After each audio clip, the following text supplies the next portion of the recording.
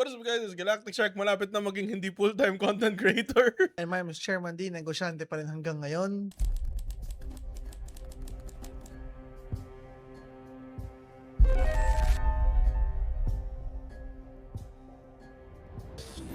Anong week na natin? Holy. Anong week na? Week 10?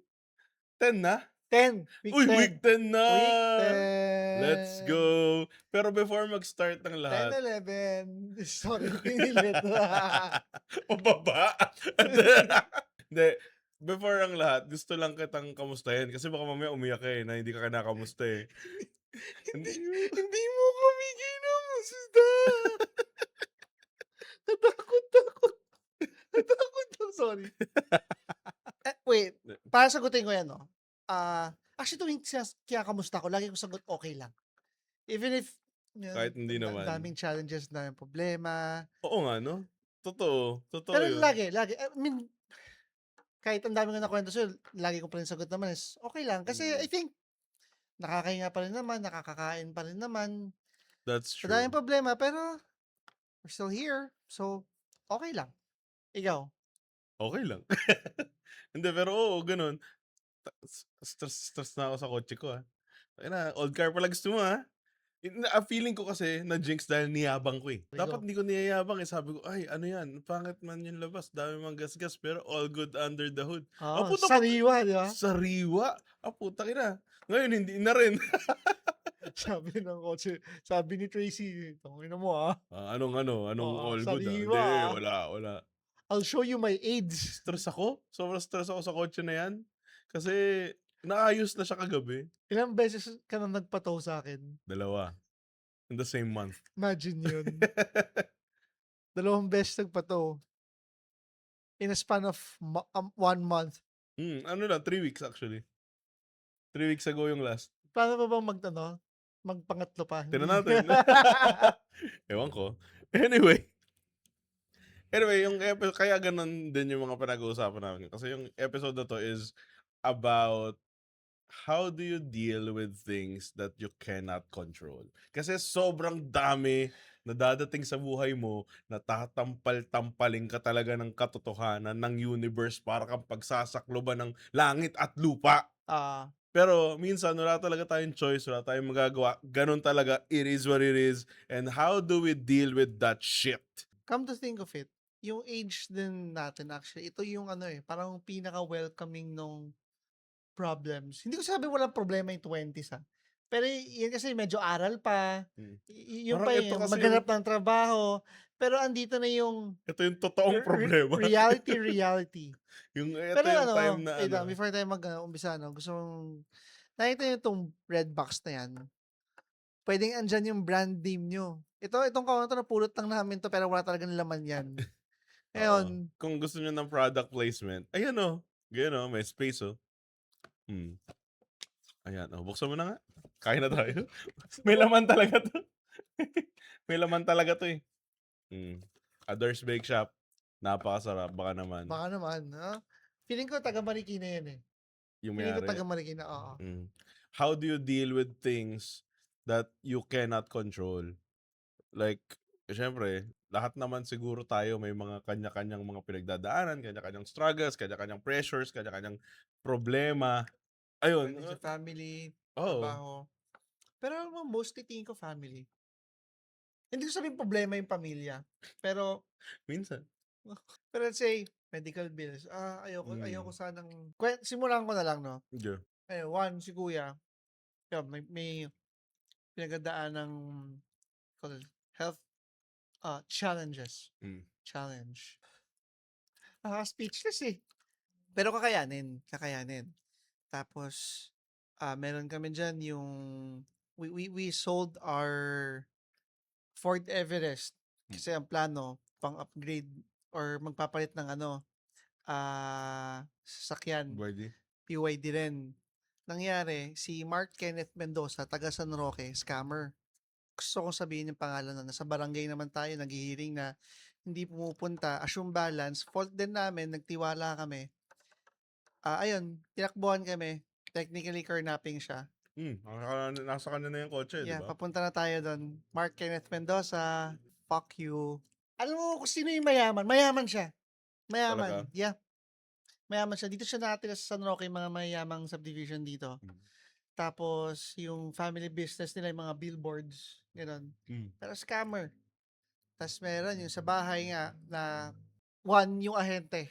Binayaran namin yung ahente, parang tagalakad. Siya yung Parang mag-aasikaso taga-benta, yeah, gano'n. oo, siya yung mag-asikaso ng Pag-ibig, which is nagawa naman. Pero yung part ng Manila Water, pagka-transfer ng pangalan, pagka-transfer Hmm. nung Meralco Manila Water, pagpapalis nung nakatira, hindi nagawa. So, wala kaming choice, kami yung gumastos ngayon sa lawyer. Pero bayad yun. That's 500,000 pera nga sa kanya. Hindi niya nagawa yung role niya. So, ngayon gumagastos kami sa lawyer ngayon para sa pagpapaalis, na which is recently Mm. natalo. Pero okay lang 'yan. Ano lang, setback lang 'yan, minor setback, naayos na 'yan. Wait lang. Pero So ito, para lang sa mga hindi nakaka-relate kasi parang biglang dive in. ay sorry. Ano, bumili sila Daniel ng bahay through Pag-ibig. Pag-ibig, foreclose. Ta's may nakatira, andun pa rin nakatira yung dating owner. Nung pa rin yung dating owner, ayaw umalis. Eh, nabayaran yun eh, di ba? Oo. Pero ayaw pa rin umalis. Yun yung problema. Pero 'yun, minor setback lang sa pagpapaalis, pero medyo masakit lang yung part na binayaran na namin yung mag-aasikaso at lahat-lahat, ta's hindi niya ginagawa. So, parang doble payment pa ginawa Oo. namin. Right now, ang running namin dun sa lawyers, 3 to 4. Hmm? Oo. Kasi yun nga, pinakabigat actually yung kay kuya. So, all prayers. Before pa nun, meron kami, nabanggit namin isang beses, di ba sa episode kay ate, Mm. si Pauline, she went through therapy, tawag doon, chemo, talagang stage 4 cancer. Medyo, hindi medyo, talagang, ang sabi sa amin ng doktor, prayers na lang. Mm. Okay lang kami. We will Prevail. prevail. Pinakamagandang yung mga bagay na hindi natin wala tayong magawa, eh. Oo. So, Literal na, the only choice, lagi natin sinasabi sa lahat ng episode natin halos, the only option we have is to keep moving forward. oo. Ayun, yun sa akin. Ang ganda ng start na episode natin, no? Sobrang magra-rant talaga kami dito sa Hmm, episode na to. Ano eh, part talaga ng buhay na maraming pagdadaanan na ganyan. At kailangan pag-usapan natin yung mga ganyan. And gusto mong makisama sa aming PT party. Woo! pero promise naman, despite yung mga sinasabing negativities or problems pala, not necessarily negativities, is marinig nyo rin naman kung paano kami, How do we deal with it? yeah, how do we not give up? How do we fight? Oo. Gano'n, eh, palabang kami. Kaya nga feeling Mm. ko kaya yung sabi ko last time, parang siguro dahil porke alam nilang palaban 'tong pamilyang 'to, sige batuhan pa natin ng Batuhan mo lang ng charges. batuhan. Kaya naman nila eh. Kaya niyo pala, o sige batuhan pa. Meron pa yung hindi ko masyado puwede bigyan detail nun, yung sa accident Mm. na may nabangga kaming tao na hindi namin dapat mabangga. It was an honest mistake. Mm. Pero dahil sa galit lang sa amin is hiningan kami ng 200. It's either we pay Yeah. 200, ay hindi, actually kahit mag-200 kami is guguluhin pa rin kami. Pero na-settle naman yon, na wala na yung part na guguluhin kami or aabalahin kami, pero nagbayad pa rin kami ng 200. 207. Aray mo. Kada labas ko ng problema, kakain ako dito. Kasi alam mo, sobrang ganda stress reliever ng kain, eh. Totoo yan. Kaya lumalaki ako eh. Yun, ano, ako ang Yeah, how are you? pinaka nasa-stress ako right now. Bukod sa kotse, kasi tanginang kotse yan. Kasi nga 'di ba full-time content creator ako. Like gets naman na sa TikTok is wala naman talagang kita sa TikTok. Like on the app itself wala naman talaga. Pero It's where you build your name. it's where you build your audience, it's where you build your numbers. Eh, yung account ko na 480K, na-ban. Baka nga kalahati na yun ngayon kung di naman, eh. Feeling ko, Oo, baka 500 na siya. baka nagce-celebrate dapat tayo ngayon dito Ng ng 500K! 500K, oo. Woo! Ayun, nawala siya. And medyo mahirap kasi, like, usually kasi, marami diyang mga nasa brands, mga nagtatrabaho sa brands, mga nagtatrabaho sa agency na all they look at is numbers, not the value. So minsan, hindi nila tinitingnan yung quality of content. Tinitingnan lang nila is yung numbers. Numbers. Which is, feeling ko very subjective yan eh. Kasi depende yan sa niche, depende yan sa audience, depende yan sa kung sino man nare-reach mo. Kasi merong mga tao na, may mga creators na sobrang laki nga ng following. Like mga, sabihin natin mga 2 million, 3 million. Pero for some reason, parang walang engagement or hindi nila kaya mag-convert ng mga products into sales. Literal na people just love watching them. Pero And also yung market nila yung is pang market, medyo oo, depende rin kasi yan sa market. Kung sino ba yung mga nanonood sa'yo. Ano ba yung demographic na nanonood sa'yo. Yung nanonood ba sa'yo is yung mga like masa. Yung mga nanonood ba sa'yo is like yung merong buying power. Ganyan. So, depende yun. So minsan, yung mga brands, they just look at the numbers, pero they don't look at the whole picture. Ganun. Kumbaga, sobrang laking factor ng numbers, pero kasi sometimes it's not about numbers, it's about the quality, it's about the audience mismo. Ano ba ang nire-reach mo na audience? Kasi for example, nagbebenta ka ng isang luxury brand. Kunwari, isang luxury brand nag-reach out sa'yo. Nag-reach out sa'yo, ang dami mong followers. O, sabihin natin 5 million yung followers mo. Pero yung followers mo is very masa. mm, Hindi ka talaga ma-convert hindi tayo ng nag-aano dito, we're purely reality lang 'to. mm, Hindi tayo nagmamaliit dito or ng mga mata pobre, pero yun nga, data lang, data. oo. Paano ka magbebenta ng isang luxury brand? Puro disclaimers, Daniel. 'Di ba? Minsan you have to really pick the right creator for your brand, not just because of numbers. Kasi minsan ang audience mo is wala naman talagang buying power dun sa product na binebenta mo. Kahit na ba sabihin mong sobrang laki ng engagement, wala ka pa ring mako-convert. Like, oo, gets na, okay, you gain notoriety, you gain numbers, you gain clicks and views and engagement. Pero, wala lang. Siguro mas maganda na the brands choose wisely kung sino ba yung target audience nila, hindi lang just because of numbers. So, bigyan ng example, ito may naisip ako ng wala tayong maapakang Mm. tao. Imagine mo yung brand na kailangan mo or yung product mo is about gaming laptops. Tas kukunin mo si Miss Rachel. Ang laki ng reach Mm. niya, Mm. oo. Pero sino bang nanonood? Mm. Puta, mga baby. Makakabili ba ng laptop si mga baby? Parang gano'n. Hindi siya, it's not just about the numbers yun nga. Yung sabi mo nga, Mm. buying power. 10,000 nga lang followers mo, pero lahat naman sila Lahat bumibili. mga invested sa tech. Mm. Easy. Oo, 'di ba? Kahit sabihin mong, oh yun, sabihin mo 10,000 lang followers mo. Pero lahat sila merong loyalty sa'yo. Oo. Lahat sila meron silang like literal na kahit anong gawin mo, kahit anong ano bibilin dahil nga ikaw yun. Pero hindi mo nabanggit. So ngayon, paano ka naapektuhan? Ang hirap kasi nga full-time ako, 'di ba? So kailangan ko mag-hustle. Kailangan ko mag-hustle na mag-churn out ng content. And dahil wala yung malaki kong page, parang ang hirap i-justify na maningil ng malaking rate. Malaking factor yung numbers, pero it's not really about the numbers. It's about the value you can give. Kaso nga lang, reality lang na Mm, lalo na yung mga importante. tao na hindi naman talaga ano sa social media. Hindi naman lahat ng brands bihasa sa social media. So, titingnan talaga nila yung numbers. Marami akong followers 'to. Gano'n. Naapektuhan din ako, siyempre nawala. So, nag-start ako ng bagong TikTok, gano'n. Well, naka-gain naman siya agad ng mga 1,500. Pero, it's not the same. Like, nakukuha ko pa rin, like, same views. Literal, ano, yung gumagawa ko ng content, same views siya. Like, umaabot ng 70K, 80K. Yung views, Talaga? oh, same views ng mga ginagawa ko dati. Pero, minsan, hindi mo pa rin ma-justify dahil nga yung follower count. Feeling ko ano rin, so, for example, no, second account mo na, tapos may nakita yung video mo, hindi nila alam na bago account to. Mm. So, pinapanood lang nila nang hindi nila na-check na, ay, hindi pala ako naka-follow sa second account na to. Pwede. Akala nila, yun pa rin yung dati. Gano'n. I'm sure hindi naman kasi lahat din updated na Oo. parang, Kasi kahit naman tayo, minsan nagko-follow pa ba tayo?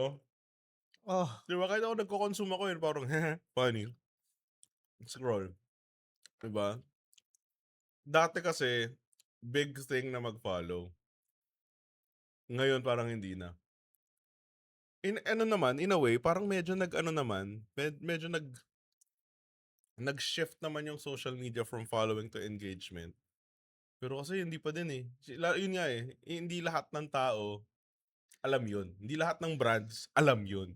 So yun yung yun mahirap. yan, yun, sabi mo nga, parang hindi natin masisilan kasi basically yung numbers mo is yun yung parang pinaka front cover mo eh. Mm. It doesn't define the whole content of the book, but it's the first thing Pero they'll ang see. gandang cover, di ba? Oo. Number one, yun yung number one struggle ko. So, right now, di ko alam, nagtatry ako maghanap ng work.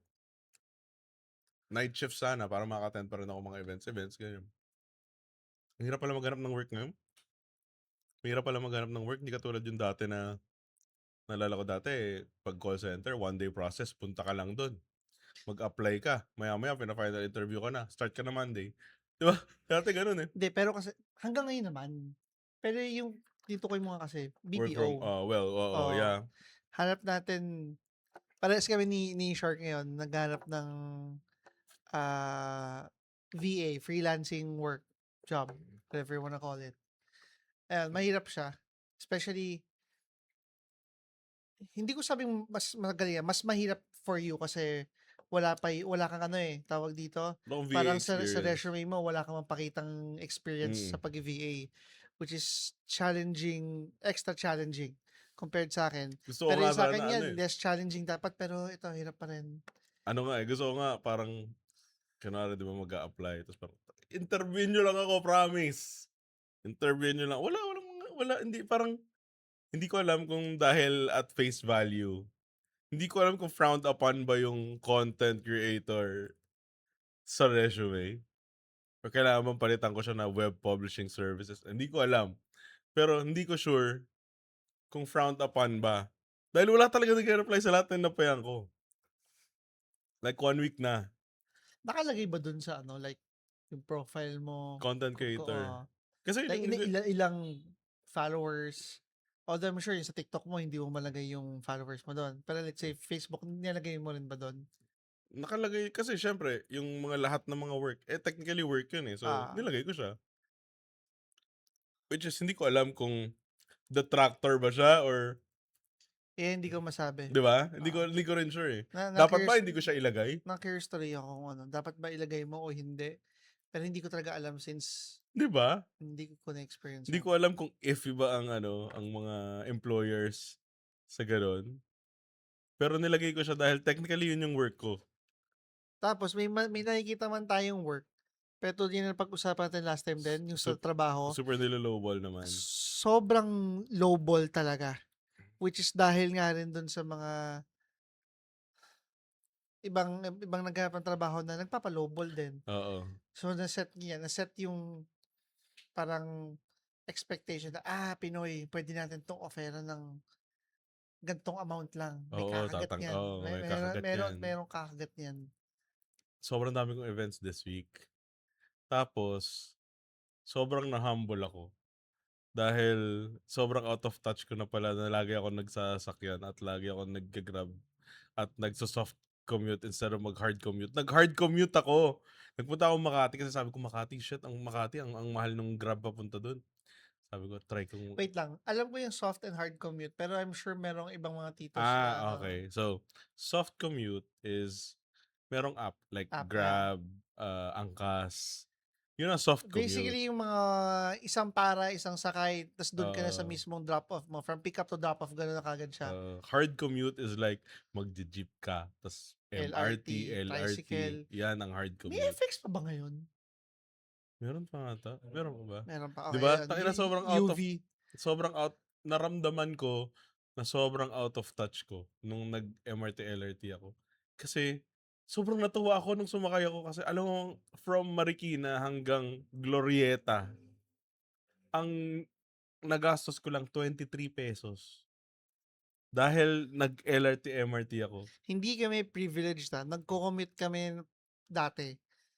Oo, pero I mean, yung usual lang siyempre lumaki ka medyo nagkatrabaho, nakaipon, nagkasakyan, nasanay, ta's nag-commute, "Oh shit, ano 'to?" oo, sobrang like taon since nung last time na nag-MRT, LRT ako. Tas nagulat ako sa ina-expect ko like at least magdodoble yung pamasahe ng LRT, MRT. Pero kasi gano'n pa rin, eh. Like simula nung high school tayo ganyan na yun, eh, 10, 12. Yun gano'n na ang presyo niya nung high school tayo. 10, 12 lang yung mga single trip, gano'n 10, 12. Buti ko, ang nagastos ko lang is ₱23 from LRT Marikina hanggang Cubao, ₱13. MRT Cubao hanggang MRT Ayala, ₱10. Which is hindi ko magets dahil mas onting stations yung LRT 2. Tapos yung MRT Cubao hanggang Makati sobrang daming stations pero 10 lang, mas mura pa. Ay, ano nga pala, gusto kong i-commend yung ano, MRT kasi may GCash na. May GCash na sa Ah, MRT, tatap mo lang yung phone mo or merong QR, putik ang galing. Dati hindi mo ako mapag-e-LRT, MRT kasi wala akong cash lagi, eh. Ngayon puwede ka ng mag-cashless. kokontrahin ko yang sinabi mo. Good for you, pero sa totoo lang napag-iwanan na kayo ng Ah, sobra. well, totoo. Baka puwedeng medyo 'To, improve pa, pakibilis-bilisan, oo, oo. Oo, pakibilis-bilisan. ba't ba ako We're tuwang-tuwa sa not bare we're minimum? not asking for super high-tech, super high-tech 'no. Mm, Hindi kami nanghihingi ng sobrang high-tech na features, pero Diyos ko sobrang napag-iwanan. true. Kaya mga Pinoy tuwang-tuwa sa bare minimum, eh, kasi sobrang ano, eh, Sorry. kasi sobrang napagkaitan ng mga Pinoy kaya tuwang-tuwa sa bare minimum. Tignan mo tuwang-tuwa ako sa cashless ng ng MRT. Alam mo nung lumabas pa yan parang may delay pa yung Ah, parang may 2 seconds, 3 seconds. Sa'kin parang lalabas parang yabang, eh, 'no? Padaanin mo yung phone mo, hindi mo na kailangang i-hold dun yung phone mo. Sobrang sobrang ang gano'n lang, layo, oh, eh. punk. Nung first time nilang ni-launch yun medyo mabagal pa yung pagbasa, pero Actually ayun, ngayon pa rin naman, kasi ano mo pa din gano'n, 'no? Kasi like kahit yung mga GCash na QR codes, 'di ba? oo, ang Dito, pangit sa'tin. oo, like hindi ko alam if it's a signal problem or, kung ano mang problem. Pero dito 'pag babasahin yung QR code putik ang tagal bago Yun ang sa kwento ko sa'yo, 'di ba, ang bilis lahat. Ultimo yung mga street vendor may ano hmm, sila, may tawag dito, scanner for QR. ano sa Japan yung tawag? Ah, Japan sa China? Yung Meron silang parang ano, eh, meron silang yung parang GCash nila. Blue, 'di ba? Meron nun sa mga Alphamart sa Pasay. Merong tumatanggap ng gano'n kasi sobrang daming Chinese dun. Basta Alipay. ayun, meron silang Ayan Alipay. color blue. Ayun, meron silang Alipay. Pero yun, thank you Pero yun, LRT, pero struggle baka din yun. puwedeng, medyo sabay tayo Medyo ng onti. Hindi totoo. naman too much yung hinihingi. Eh, paano sasabay yung mga gobyerno na, "The worst government!" Hindi, hindi mo kami ginumusta. Don't get me started. Don't get me started on the government. Hindi naman sa ayaw namin magsalita, pero Ay, anyway, anong masasabi mo sa mga DDS? hindi, hindi, layo muna tayo dun. Okay, okay. Anong masasabi mo sa mga tao na merong toxic positivity? Kasi usually, 'di ba, kunwari meron kang pinagdadaanan ka, sobrang malubha ng dinadaanan mo. Tapos ano sasabihin sa'yo, "Hindi, maging positive ka lang. Magiging okey din lahat." Eh, hindi ka okey. Anong Kontra kasi ako dun sa, ayun nga, toxic positivity. It doesn't really help. Ano siya, band-aid solution. Sige, oo, temporarily baka na-encourage mo yung taong binibigyan mo ng advice, your friend, but it's just very temporary. Baka mag-set pa siya ng wrong expectation, isipin niya magiging okay lahat. Pero again, sad to say, pero may mga taong nawawala sa mundo ng hindi nakakaramdam ng ginhawa after everything they've worked for, after every good deed they did. Hindi, it's not like that. May mga tao na drug dealer, sex trafficking yung negosyo, pero namamatay sila ng peaceful. merong mga tao na maraming pinatay, mga ano, mga Oo, ganun mga talaga.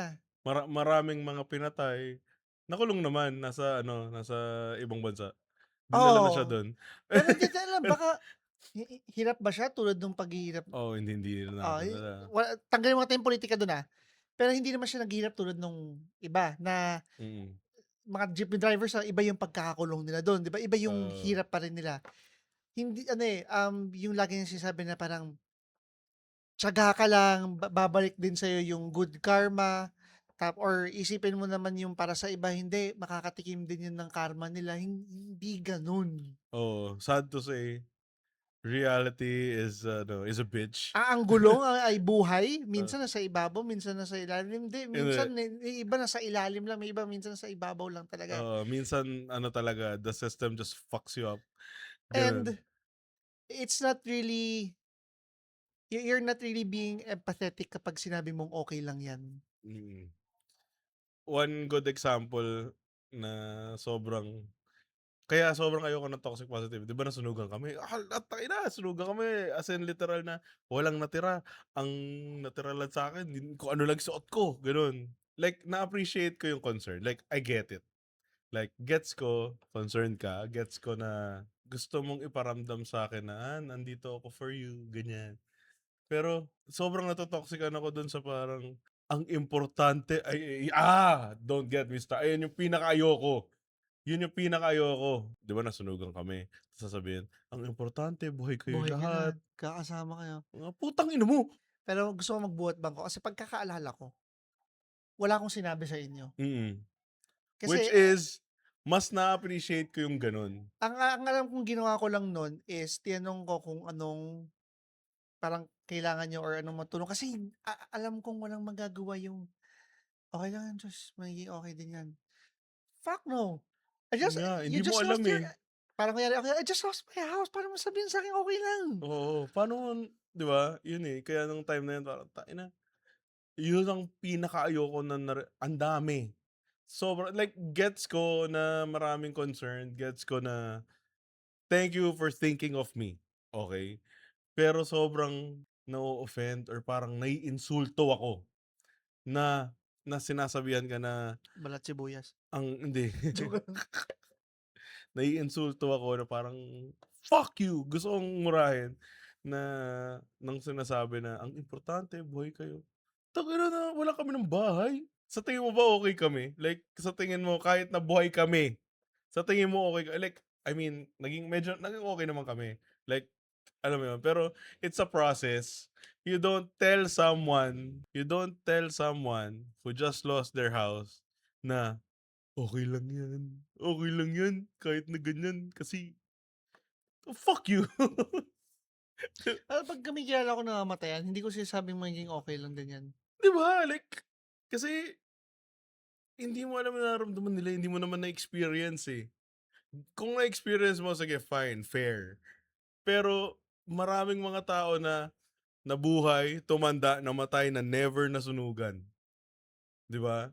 And I can honestly say na sobrang it changes you. Ewan, basta Ano yan, dapat pagka ganyan, word of advice or comfort doesn't really help. Tingin ko mas importante yung just be there. Tas mm, kausap lang, you don't really have to talk about what happened. I mean, kunyari kayo, mm, gusto niyong pag-usapan, go. Pero kung hindi, edi wag na lang pag-usapan tapos parang offer na lang kung anong mga tulong, kung anong kailangan niyo, ganito, ganyan. Or basta kung pag-usapan kung ano yung next step. Kung gustong pag-usapan, siyempre hindi man puwedeng kakasunog lang, oo, "Oh, anong plano?" mm, Breathe. oo. We're allowed to joke about it, not you. Tangina talaga, grabe. Sobrang nainis ako. Like gets ko, like alam mo yun, ang weird, eh. I mean para para kasi siyang sa iba siguro hindi mage-gets ng iba, kasi nga hindi nila na-experience. Pero medyo weird na parang, nagmamalasakit na nga lang. Pero mali, eh, mali. So, ano yun, choose your words wisely. Kasi minsan akala mo nako-comfort ka pero mas iba yung ano, Ah, napaparamdam mo. Anyway, ba't tayo hindi, yun nga, things we can't control, and we can't control shit like that. kasi kaya ko rin naisip pala yung sa ano, yung 'pag namatayan is yung kay daddy nun. Mm, So, my dad's dead, kapit. We lost him ilang taon pa lang ba ako nun? UST? 2012. Like mga 19 years old. 19 years old ako namatay si daddy. 14 years ago? Although, wala akong maalalang scenario naman na nagsasabi sa akin ng okay lang yan. Pero from experience lang, if I could recall, hindi makakatulong yan sa taong namatayan na okay lang yan, at least he's in a better place. Siyempre, yun yung mga times na iisipin mo ba sa better place yun, ang nasa isip mo lang is Nagmo sana kasama mo siya eh. Nagmo-mourn ka eh, Oo. 'di ba? So, you don't parang 'wag mong pangunahan yung tao na Okay nagmo-mourn. nang may kausap, okay nang bisitahin mo lang ako, actually kahit di mo ako kamustahin eh. Kasi kahit anong sabihin mong kamustahin, anong sabihin ko, Hmm, okey lang, daddy lang naman yun, hindi ah, mo puwedeng sabihin yun gano'n eh. nga kasi Pero parang will be forced to say na, "Okey naman." Pero oo, we're not. yun nga, Okay. 'cause I'm not okay. Hindi mo puwedeng sabihin na magiging "I'm okey lang not yan. okay to take" hindi ba yun yung lyrics nun? Not afraid. I'm not afraid. Mali. Sorry. Sorry. Sa mga nakikinig sana nagge-gets niyo. Hindi kami kahit nagbibigay pa nga kami ng payo, eh. Oo, Pero sana wala kayong masunugang kaibigan oo, 'di ba? or sana Or hindi kayo sana hindi masunugan. kayo, 'di ba? Oo. Dati alam ko gano'n yung sinasagot ko before, eh. Parang sana hindi mo ma-experience kasi 'pag na-experience mo tapos sinabihan ka ng, "Magiging okey lang yan." Gusto kong sabihin na No, sana it's hindi not. kayo mamatayan, pero imposible yun, sorry. Unless mauna kayo. Yun lang Ah, yun, eh. pag-usapan natin yung yung anong pinagkaiba ng dealing with ayoko sabihing failure, eh. Dealing with things you can't control nung 20s ka tsaka ng 30s ka. Ano yung pinagkaiba niya? So nung 20s ka, you fail. Tapos nung 30s ka, you fail. Anong pinagkaiba ng dalawang yun? I think mas emotionally weak ako nung 20s. I think things, ah, more seriously. Let's say for example, heartbroken, like Hmm. parang pakiramdam ko yun na yung buong buhay ko, Well, na that's parang true. Parang wala na. na-experience ko rin yun. At tingin ko naman siguro. Mm. And for example, ano pa ba? Pero yun, mas emotional ako if I fail sa mga bagay-bagay na unlike ngayon, parang ngayon if I fail, Eh, oo, sad pero it is what it is. again, keep moving forward. Ano eh. Ewan ko, ganun. Parang ako, parang ganun na rin ako ngayon. Siguro it really comes with age at sa mga lahat ng mga pinagdadaanan mo na magiging ganun ka. Na pag wala naman sa control mo yung nangyari, why cry about it? Ah, Ganun. 'Di ba? Parang tapos na eh. Bakit ka parang eventually you'll get to a level na ganun. Na kapag may nangyari kahit sobrang lala nung nangyari, if it was beyond your control, parang, eh, yun talaga. yung sinabi nga ng wife ko na one of the things she's impressed sa akin is yung how I don't give a fuck with things I have no control over with. Mhm. Yun nga, siguro ganun, yun, tulad nung sa'yo, wala ka ng magagawa eh. So, although may times pa iniisip ko, Oo, pero like hindi kayang-kaya mawawala. kong mag-shutdown na parang, fuck it, Wala, hayaan gano'n. mo Parang, na. wala, hayaan mo na, gano'n talaga. Anong gagawin natin, 'di ba? Sabi nga ni John Cena, sabi nga ni John Cena, "Control the controllable." Sa kanya galing yun, eh. Parang motto niya yun, "Control the controllable." Na kapag hindi mo kaya kontrolin, wala kang magagawa, wala, tangkihin mo, gano'n talaga, anong gagawin. Pero yung mga kaya mo i-control, yun yung kontrolin mo.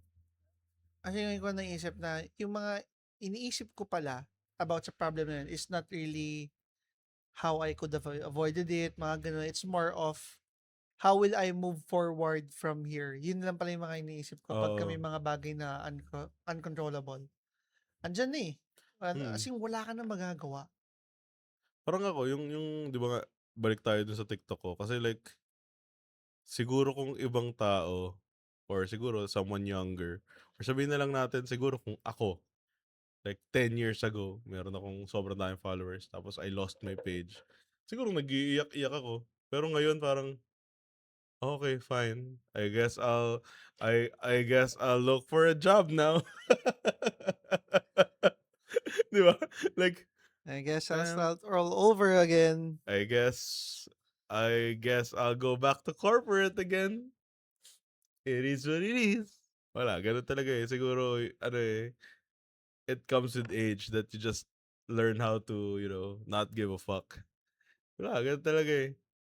Totoo yun, apply niyo yun. Hindi sa lahat ng bagay, baka mamaya may problema kayong mawawalan na kayo ng kuryente bukas, walang pagkain ngayon, ang gawin yung mindset, it is what it is. Hindi, bobo 'yun.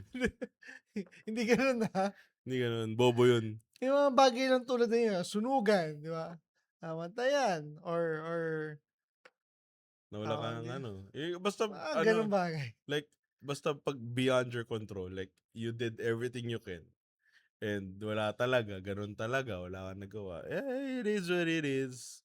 Just move forward and I know it's easier said than done, pero wala, eh. But it's actually easier than thinking about it na in a way na poproblemahin mo siya. Hmm, Mas madali.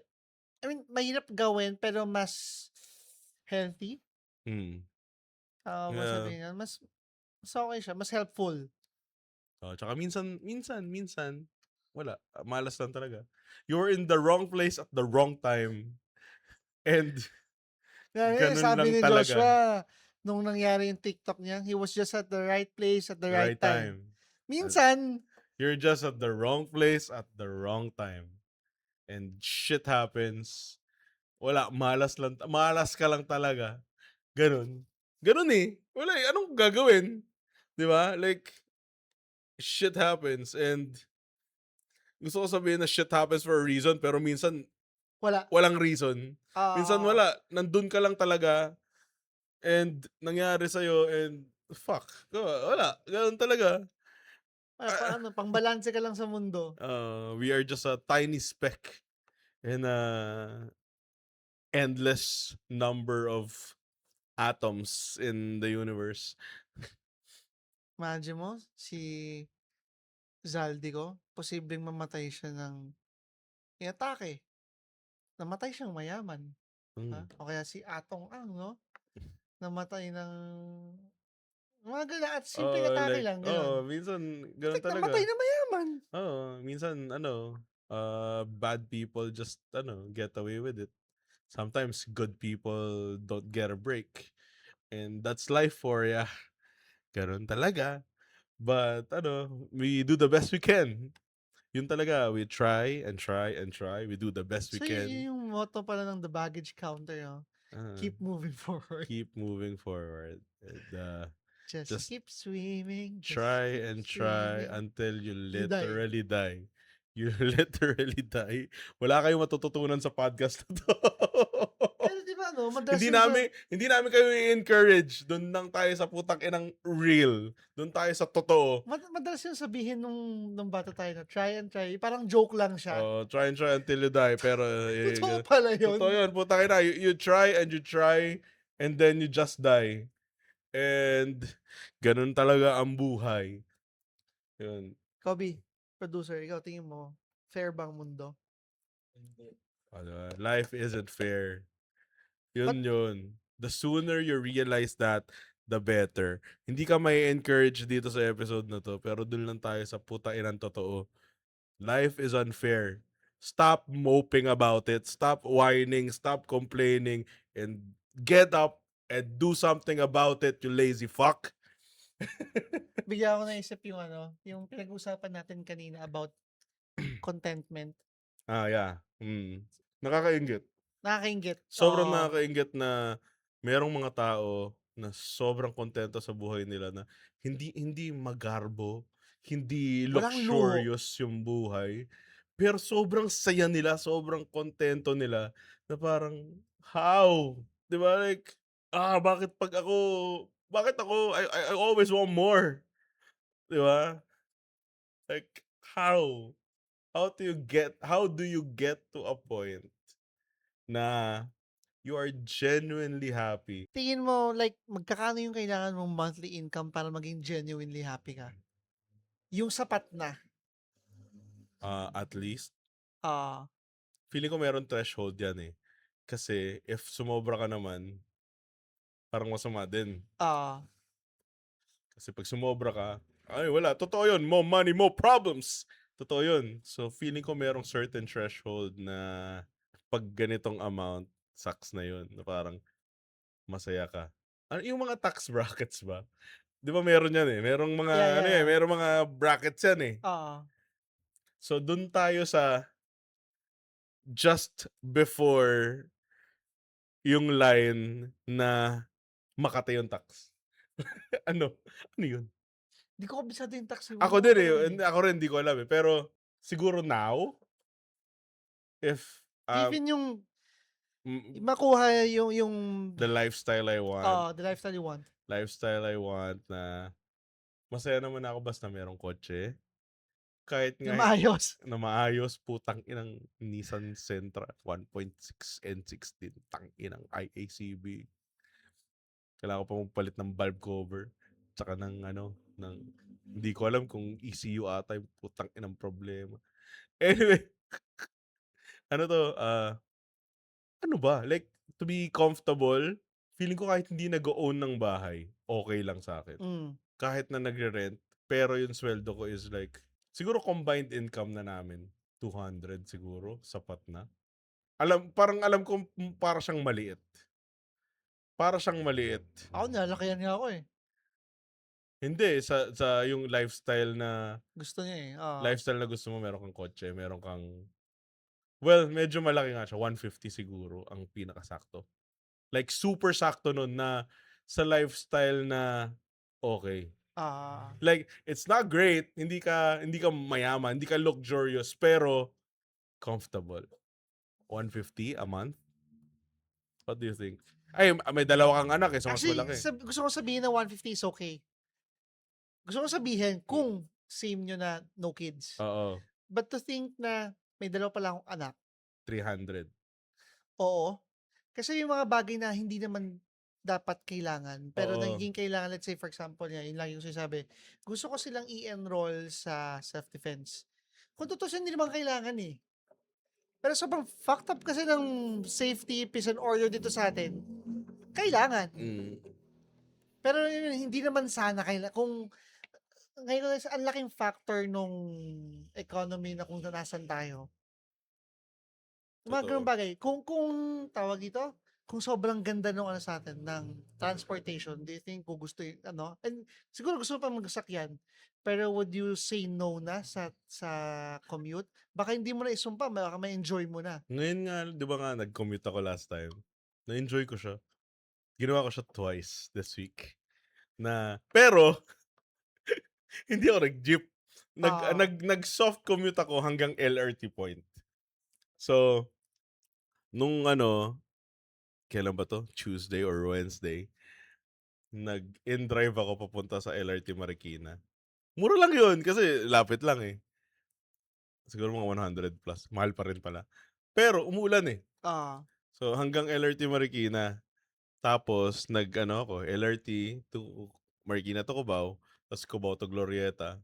Kung i-compare mo if nag-grab ako all the way, ano yun, mga 500 to 600. Pero dahil nag-in-drive lang ako tapos nag-LRT, parang 200. Which, malaki pa rin tipid. Which is sobrang mind-blown ko talaga na 23 pesos from Marikina to Makati. Tapos nung yesterday, nag-angkas ako from bahay hanggang LRT, which is like 80 pesos. Tapos 23 pesos hanggang Makati. O, 'di ba? Parang Makati, 'di ba? Like, wow, bro. pag ginas mo yun, Pag pag ginas mo, mahina ang 500 sa isang labas. Sa mahal ng gas ngayon, yung 500 mo, hindi ka na makakabalik.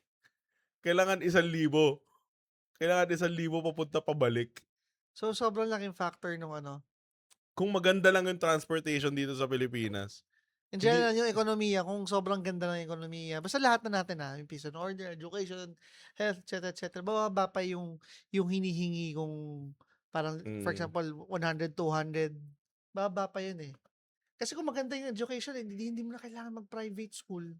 true. May ibang bansa kasi na ang public school nila is quality pa rin. Mga ganon.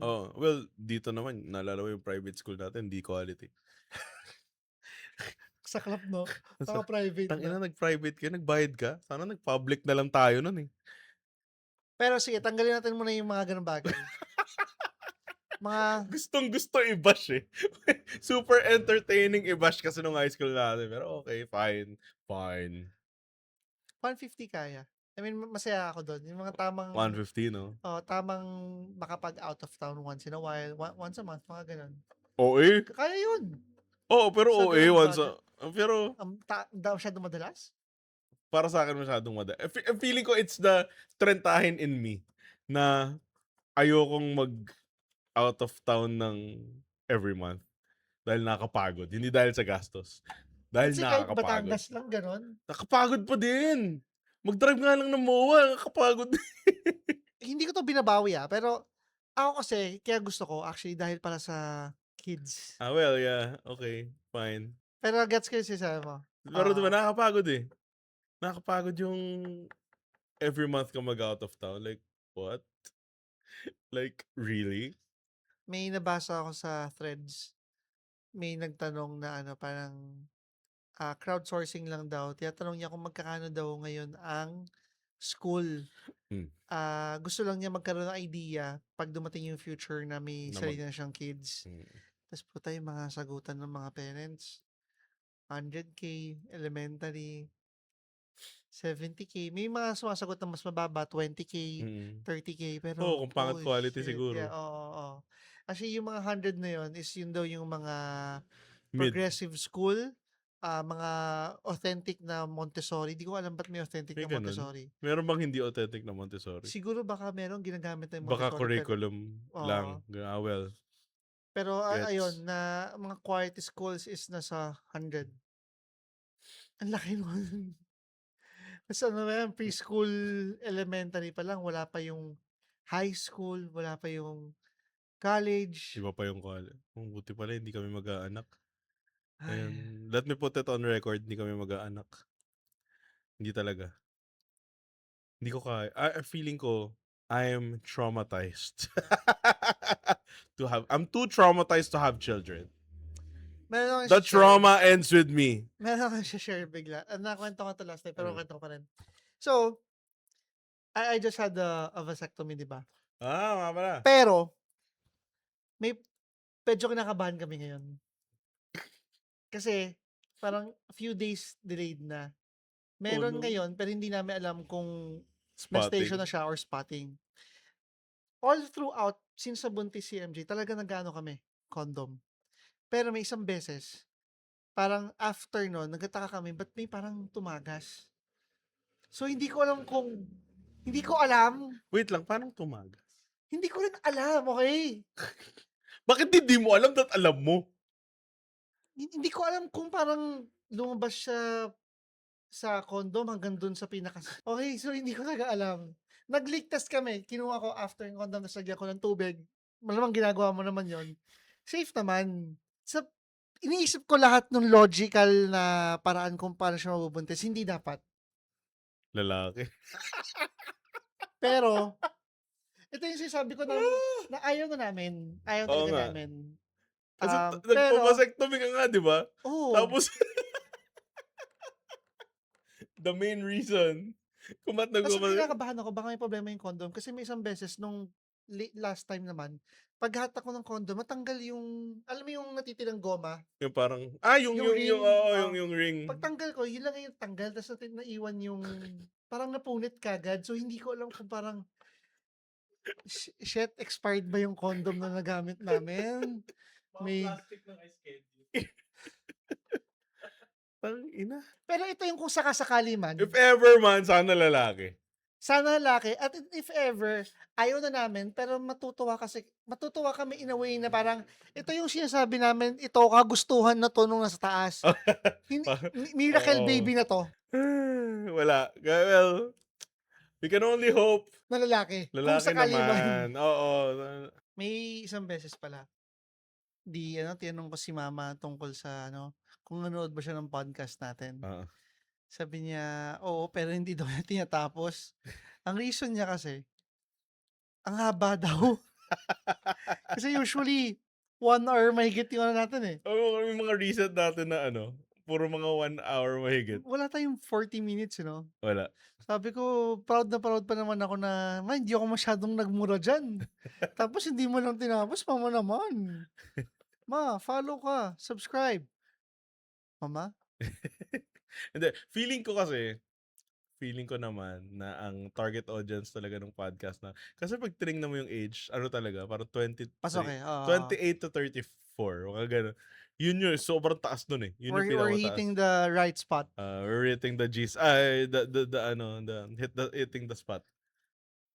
Anyway, tsaka feeling ko yung mga long form na ganito na talking heads na yung mga nag-uusap is more aimed to an audience na sabihin natin yung mga naka-earphones na nagko-commute Hmm, or yung mga nagda-drive na nasa traffic, gano'n. Feeling ko hindi siya pang yung ipapanoorin mo sa papanood, TV. yeah, oo. Hindi. Feeling ko feeling ko pang kill ng time. Feeling ko pang white noise. Alam mo yung parang hindi ka masyado nag-pay attention, pini-play mo lang, ta's biglang biglang may maririnig ka na, puta, oo nga, totoo nga." Latak pala tayo. Okey lang yun, at least At least parte kami ng buhay niyo. true, at least nakikinig kayo At and dahil diyan, we would like to invite you all to follow us, subscribe sa ating Facebook, Spotify, we have Instagram, Discord, YouTube, Apple Podcast. yes, Did I miss and anything? TikTok. And TikTok. Yes. Follow na kayo, subscribe. Yes, and Listen every Saturday, every Saturday, 6 6 p.m. PM. And again, nakikita niyo yun yung Others Bake Shop. If gusto niyo ng brand placement, pwede namin diyan yan ilagay. Pwede rin dito, meron pang space diyan. Yes. Pwede rin dito, may space pa dito. Ito yung House of Genesis, kila Daniel yan. Baka hindi nyo lang naitatanong, no? Pero meron tayong listeners sa US, Australia, and New Zealand. New Zealand or Canada. Meron ngang UAE eh. Nakita ko eh. Ganon kami kalupit. Hindi ko rin alam paano, how. Pero Galing kami. so that we don't leave this episode on a negative note. Kasi parang medyo nag-rant tayo Yeah, buong oo. episode eh. Hindi medyo mag-run talaga. Okay Actually, lang baggage nga eh. well, true. Ito yung talaga, baggage talaga to. Ito yung hardcore baggage to. And actually, parang ang dami pa natin parang ang dami ko pang gustong sabihin. Ang dami pa natin gusto pag-usapan. Pero, sige na nga, para hindi super haba. Ito na yung last question. When everything is falling apart, who is the first person you call to vent to? I think my answer isn't really a surprising answer. Asawa ko. Feeling ko ako din. Ganun din. Yun naman talaga Feeling ko eh. yun din eh, asawa mo. Pero other than your wife, yan na lang. Feeling ko ako, I can honestly say na ikaw. Di ba pag may ko, putang na ikaw, tsaka siguro GeekTalk. Pero ikaw din. Tingin ko rin ikaw, tsaka yung siblings ko. Mm. Yun na. Pero yung sa atin, madalas naiipon eh. Naiipon tapos Oo. pag-uusapan natin ng Pag on nagkita kami, a weekly basis. pag nagkita kami, tapos yun, buhos na ng mga Tuloy-tuloy na yan. kwento. Oo, Positive, tapos, negative, mga pinagdaanan, etc. etc. Medyo magko-complain pa nga kami sa isa't isa pag wala kaming chismis eh. parang Wala pa ba yan? tayong boring naman. Wala namang chismis. Oo. Tapos, pag nagkwentuhan na kami, matik yan, malalaman na rin ng asawa namin Oo. pag-uwi. Alam mo ba, sabi ni Daniel, Madalas actually kasama sila eh. Oo, Madalas well, kasama sila, oo. totoo. Ayun, yeah, you, si Mitch, tsaka siblings. Hmm. Specifically hindi, silang lahat ng siblings ko. So, Inggit, ayun. joke lang. Pero yun, anyway, paano ba? Siguro, with trying times like this, with hard times like this, make sure you have someone to vent to. Kasi very important yung nag-express ka ng feelings, nag-express ka ng emotions, na ilalabas mo yung frustrations mo. Hindi naman yung mananapak ka ng tao. Oo, Pero mali din yun. Mali yun. I mean, what I mean is, yung nailalabas mo yung emotions mo in a healthy way. Kasi kung tinatangke mo lang lahat ng mga bagay, hindi rin healthy yun. I think, yung sinabi ni Diyos is most especially pa 'to sa mga lalaki. Totoo. Hindi Kasi, niyo kailangang magpaka-macho. We have our, down times, we have those times where we are vulnerable as well, and totoo. okay lang naman yun. Totoo. You're not less of a man if you vent out, if you express your feelings, if you express your emotions. It doesn't make you less of a man. Kasi ang tunay na lalaki, May burat. Sorry. totoo. Ang tunay na lalaki, It takes a real man to express his feelings. Dahil it takes confident ka in your own skin, dahil secure ka in your sexuality, secure ka in your identity, you know who you are. So kahit na mag-express ka ng feelings, na kahit na merong mga ibang mga may toxic masculinity dyan na magsasabi na, bading ka kasi umiyak ka. It doesn't make you less of a man to cry because real men cry. it Real men express their ano, emotions. it also takes a real man to know and acknowledge their own weaknesses. Yes. Kaya pag yung mga nagkasabi na, "Hindi, 'pag lalaki dapat macho." Tangina mo. Eh, You are weak! you are weak. I'm sorry to say, ang kabataan ngayon, you are weak. Sabi nung iyakin. Sabi nung iyakin, nasigawan lang, umiyak. Gusto ko pagandahin. Sabi ng iyaking DDS. Naku, manggigigil sila. Sorry. Wala ko tayong sinabi eh. Wala akong sinabi. Ngayon, Kumakanta. Our country free. ayun na. Oo. Kaya Hallelujah. kayo, lagi niyong kamustahin yung mga kaibigan niyo. Hindi niyo kami kinamusta. Ba yan? Ano ba yan? Ayoko nga mag-usap tungkol dun. Doon din pupunta. Tama na yan. Tama na yan. Anyway, Thank you for checking in with us. Thank you for leaving your baggage for an hour with us. Pag-uwi nyo, andyan pa rin yung baggage kasi nyo. kahit kami meron dun eh. Anyway, yun nga. This is the Baggage Counter, your millennial survival guide for the messiest decade of Of your your life. life. All right.